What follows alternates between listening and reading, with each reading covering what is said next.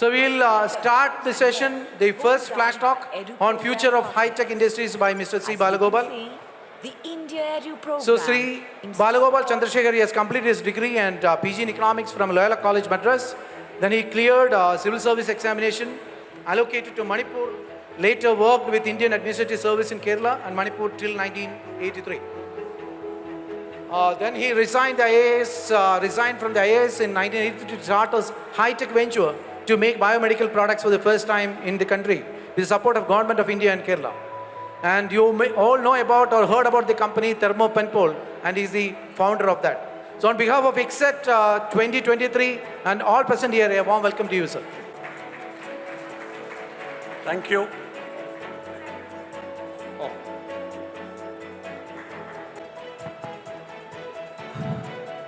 Good morning.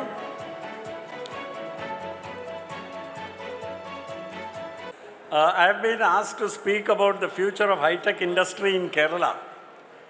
പക്ഷേ ഇവിടെ എത്തിയിട്ടുള്ള പലർക്കും സംശയം തോന്നുന്നു കേരളത്തിൽ ഇൻഡസ്ട്രി ഉണ്ടോ അല്ലേ? പലരും പറയുന്ന കേരളത്തിൻ്റെ വ്യവസായ മേഖലയെ പറ്റിയുള്ള മെയിൻ ഫീച്ചേഴ്സ് ആർ അട്ടിമറി, നോക്കുകൂലി, ഹർത്താൽ. അപ്പം അതിന് കൈയടിയുമുണ്ട് അല്ലേ? അപ്പം ഇവിടെ കേരളത്തിൽ വ്യവസായം നടക്കില്ല, വ്യവസായം നടക്കാൻ വളരെ ബുദ്ധിമുട്ടുള്ളൊരു അന്തരീക്ഷമാണ് എന്ന് വിശ്വസിക്കുന്നവർ കൈപൊക്കുക. Please raise your hands, those who think that Kerala is not a good place to do industry.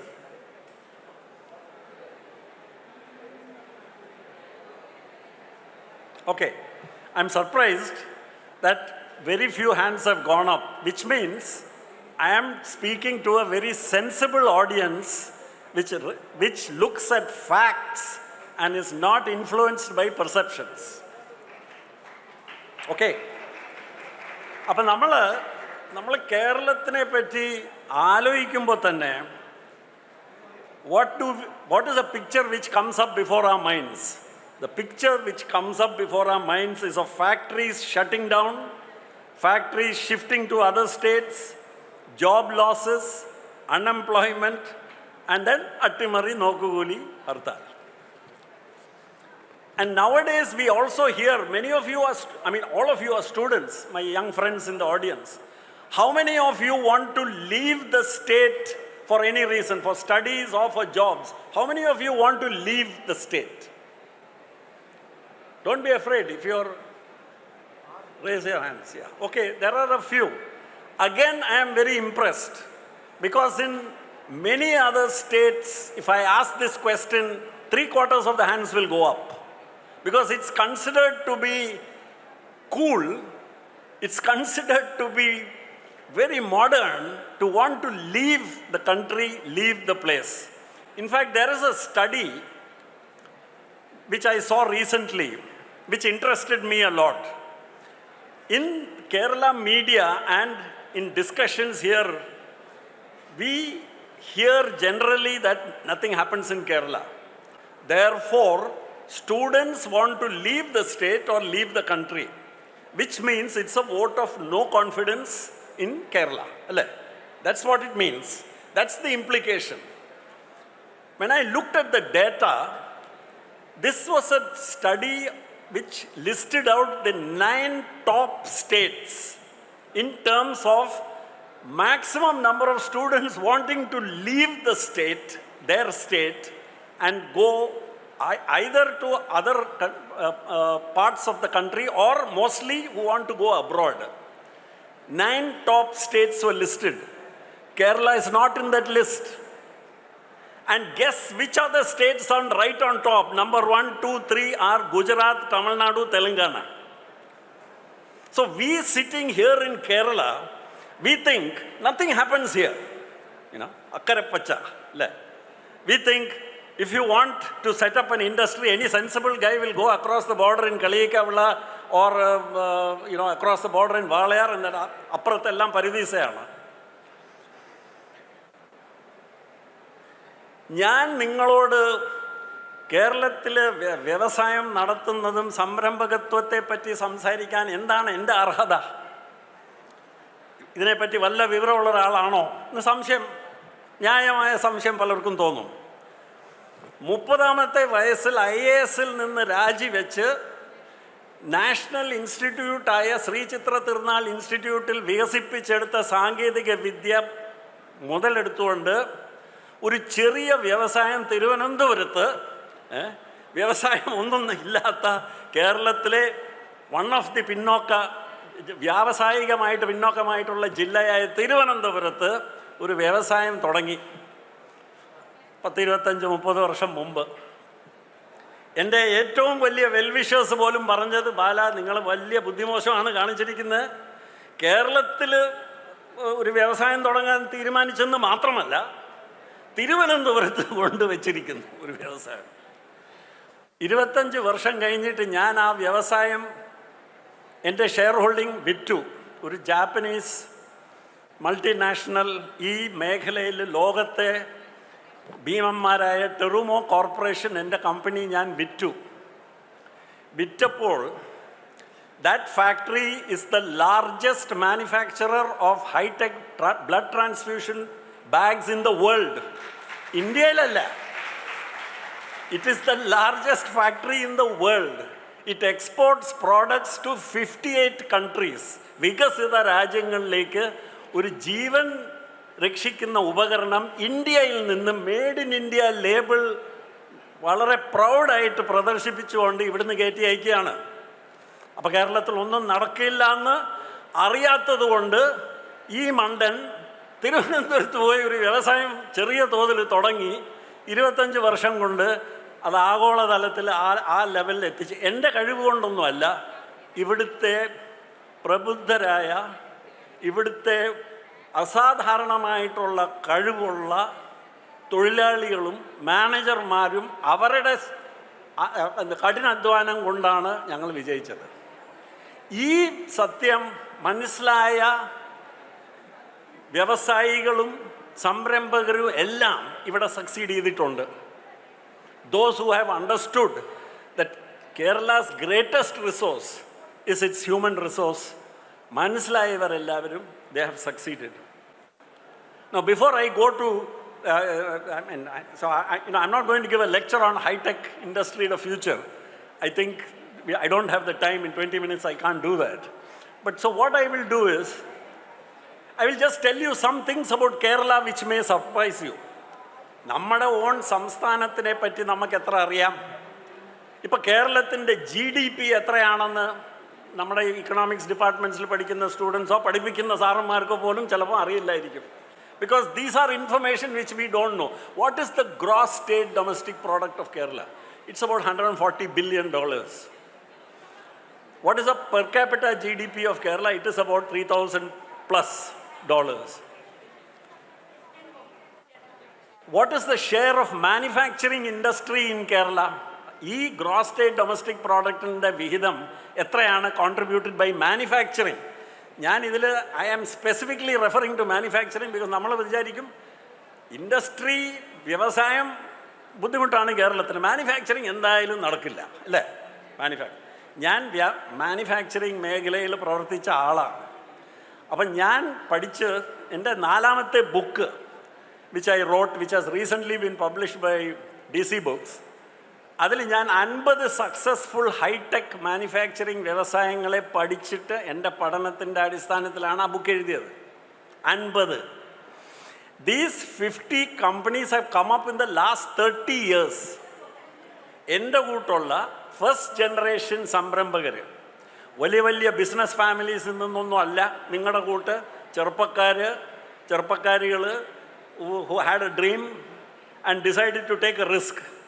അപ്പോൾ എൻ്റെ കൂട്ട് ഇപ്പം ഒരു നല്ല ഭദ്രമായ ഒരു കരിയർ, ഒരു സെക്യൂർ ആയിട്ടുള്ള ഒരു കരിയർ ഉപേക്ഷിച്ച് വ്യവസായം തുടങ്ങാമെന്ന് തോന്നിയ എൻ്റെ കൂട്ട് പലരും, അവരുടെ പലരുടെയും പേര് you may not even know. CV Jacob, I don't think many of you know who is. അദ്ദേഹം മരിച്ചുപോയി 2 വർഷം മുമ്പ്. CV ജേക്കബ് ഞാൻ എൻ്റെ വ്യവസായം തുടങ്ങുന്ന ഏകദേശം ആ സമയത്ത് അദ്ദേഹം 5 ലക്ഷം രൂപ മുടക്കി ചെറിയൊരു വ്യവസായം തുടങ്ങി. അതിൻ്റെ പേര് സിന്തൈറ്റ്, കോഴഞ്ചേരിയിൽ. ഇന്ന് 2500 കോടി രൂപ ആനുവൽ ടേൺ ഓവർ കവിഞ്ഞ ഭീമൻ ആഗോളതലത്തിലുള്ള ഫുഡ് അഡിക്റ്റീവ്സ് ആൻഡ് എക്സ്ട്രാക്ട്സിൽ ഒരു ഭീമനാണ് Synthite. They succeeded because they were in Kerala. അതിപ്പോൾ സി വി ജേക്കബിൻ്റെ അടുത്ത് നമുക്ക് ചോദിക്കാൻ പറ്റില്ല, അദ്ദേഹം ഇവിടെ ഇല്ല, നമ്മുടെ കൂടെ ഇല്ല. പക്ഷേ if you anybody who knows industry will know what is the reason. അനി എന്തുകൊണ്ട് കേരളത്തിൽ കോഴഞ്ചേരിയിൽ തുടങ്ങി? അദ്ദേഹം കോഴഞ്ചേരിക്കാരനാണ്. കോഴഞ്ചേരിക്കാരൻ പോയി ബറോഡയിലാണോ വ്യവസായം തുടങ്ങേണ്ടത്? I mean, investment decisions by a startup are not taken like that. Investment decisions by a startup are taken, where are you comfortable? Where do you know? 4 പേരെ അറിയാവുന്ന സ്ഥലത്തല്ലേ പോയി ഒരു വ്യവസായം തുടങ്ങാൻ പോകുന്നത്. അല്ലാതെ ആരോ പറഞ്ഞിട്ട് സിലിക്കോൺ വാലി എന്ന് പറഞ്ഞൊരു സ്ഥലമുണ്ട്, നമുക്കെല്ലാവർക്കും അങ്ങോട്ട് പോകാമെന്ന് പറഞ്ഞിട്ട് പാസ്പോർട്ട് എടുത്തിട്ട് അവിടെ പോയി വ്യവസായം തുടങ്ങുമോ ആരെങ്കിലും? You start it in your own place അല്ലേ? അപ്പം what I just want to leave you with a message is, you are in a state which is ഞാൻ ഇക്കണോമിക്സ് പഠിച്ചതാണ് യൂണിവേഴ്സിറ്റിയിൽ. ഇക്കണോമിക് ഡെവലപ്മെൻറ്റ് എന്ന് പറയുന്നത് ആ വാചകത്തിൻ്റെ അർത്ഥം തന്നെ എന്താണ്? മാനവശേഷി, നമ്മുടെ ഹ്യൂമൻ റിസോഴ്സസിൻ്റെ ഡെവലപ്മെൻറ്റാണ് ഇക്കണോമിക് ഡെവലപ്മെൻറ്റ്. അല്ലാതെ it is not how many tonnes of steel you manufacture and how many tonnes of cement you manufacture. It is your people. What quality of life do they lead? അപ്പോൾ 2-3 കാര്യങ്ങൾ ഞാൻ പറയട്ടെ. The highest per capita consumption expenditure in India, ഇൻഡിവിജ്വൽസിൻ്റെയും ഹൗസ് ഹോൾഡ്സിൻ്റെയും is Kerala. Kerala is number 1 and the gap between Kerala and number 2 is so great you will not believe that they are in the same country. So, highest consumption spending by individuals and households means the highest quality of life. You're in that state. Second, Kerala has the highest public affairs index എന്ന് പറഞ്ഞ Niti Ayog. Niti Ayog is no friend of Kerala. Okay. Niti Ayog and the Public Affairs Center in Bangalore, അവർ 2016 തൊട്ടൊരു ranking ഇറക്കി. It's called PAI index, public affairs index ranking. Public Affairs Index ranking is based on the 17 Sustainable Development Goals adopted by the United Nations. 17 SDGs.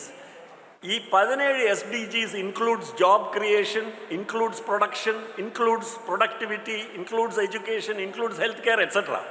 But most importantly, it includes economic output. Kerala has been number 1 from 2016 till today. NITI Aayog സമ്മതിച്ചിരിക്കുന്നു.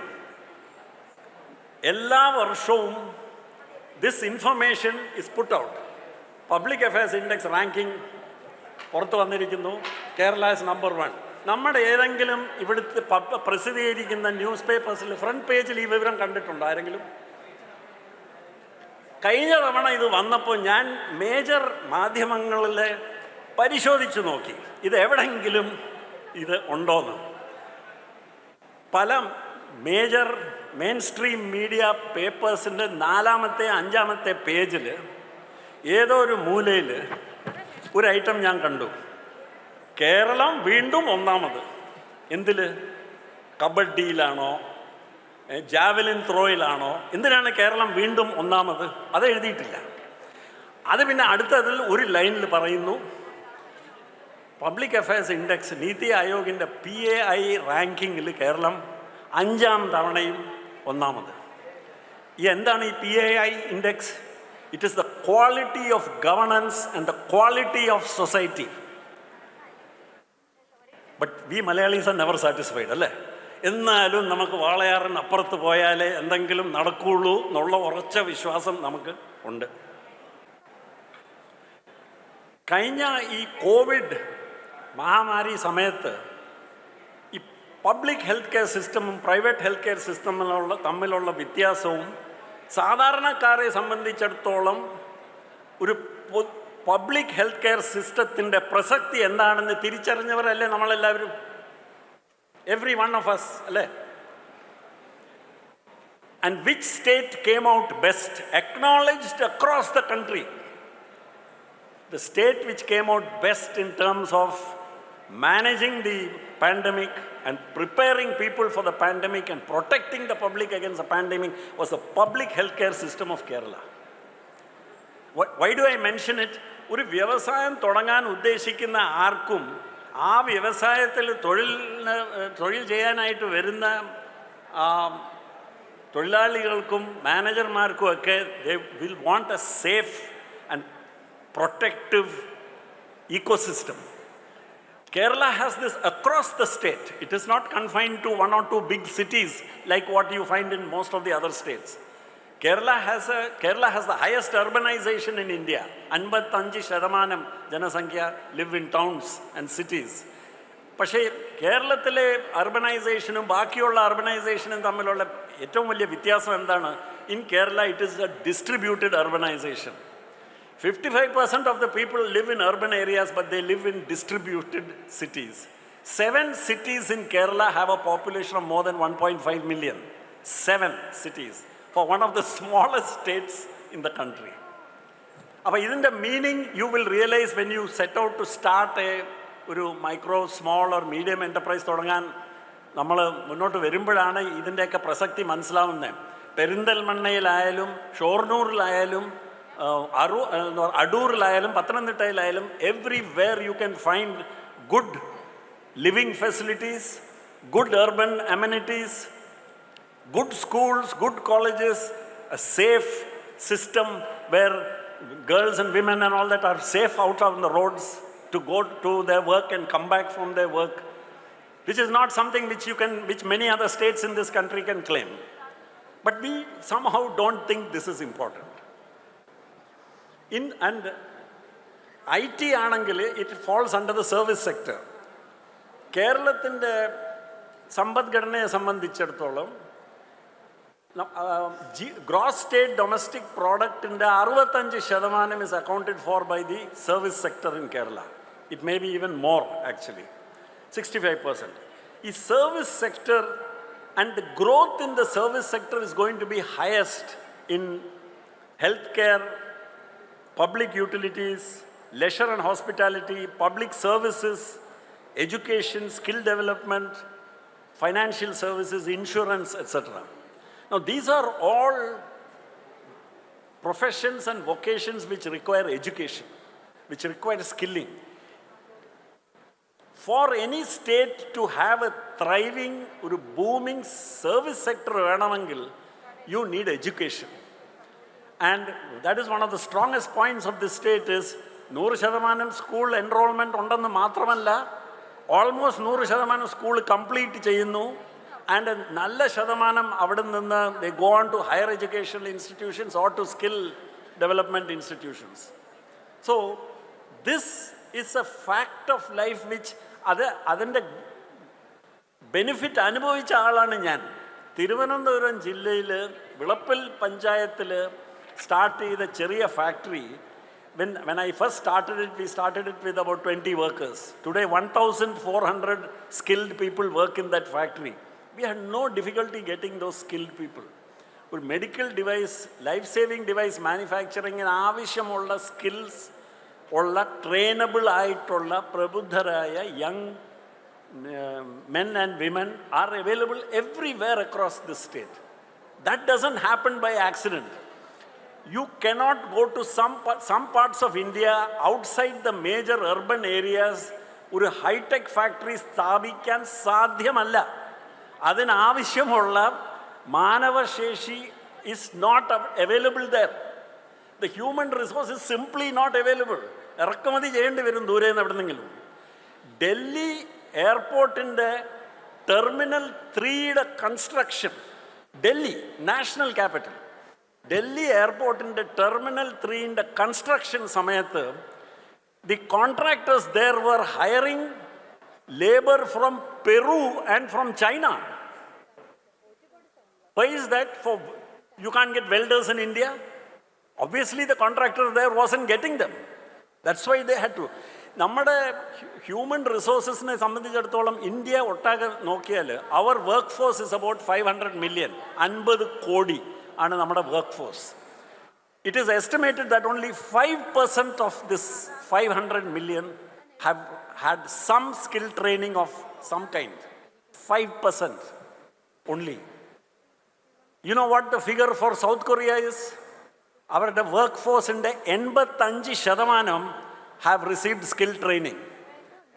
Are we going to become an industrial superpower with this kind of human resource? But Kerala is an exception. This is one of the states in this country where the skilled human resource in any field you want, you can get. And that's why, for instance, if you take many industries, if you take industries where you can make comparisons, say you take the IT sector itself, many people who are running large IT service providing companies across India say among the highest productivity is here in Kerala. Industrial employment in the area, I know for a fact that people who are running senior managers of public sector enterprises here, which have factories in other states also, Hindustan Organic Chemicals has factories in Bombay and in Cochin. The Cochin factories are running at a profit, the Bombay factory is not running so well. Hindustan Latex has factories in Trivandrum and in Belgaum and in other places. The most profitable factories are the ones running, most highly productive factories are the ones running in Trivandrum. Why I'm saying this is, we underestimate and undervalue the importance of productivity, education, training and skills. I think many of our managers and industrial bosses, they would much prefer an obedient labor, a quiet, tame, obedient labor. They don't want to be questioned. They don't mind even if they are not skilled, but they should be obedient. I think the last stronghold of feudalism is Indian managers. Last stronghold of feudalism. Everybody is a petty Hitler, is a boss, wants people to obey immediately. Kerala may not be suitable for you. The one way to invite trouble for yourself is to behave badly to a Malayali. Then you are asking for trouble and you will get trouble. In my case, with 1,400 workers, in 20 years of running that factory, and I have 4 trade unions in that factory, in 20 years we have not lost 1 hour's production there. We have the highest productivity, our productivity compared favorably with our partner's factory in China. In fact, later on they had to shut down the factory in China because of shortage of orders. That's how good and how productive Kerala labor can be. What I just want to say is, by all means go outside the state to get education. If you can get the education in the specific field which you cannot get in Kerala, please go abroad. But remember, that kind of education is very expensive.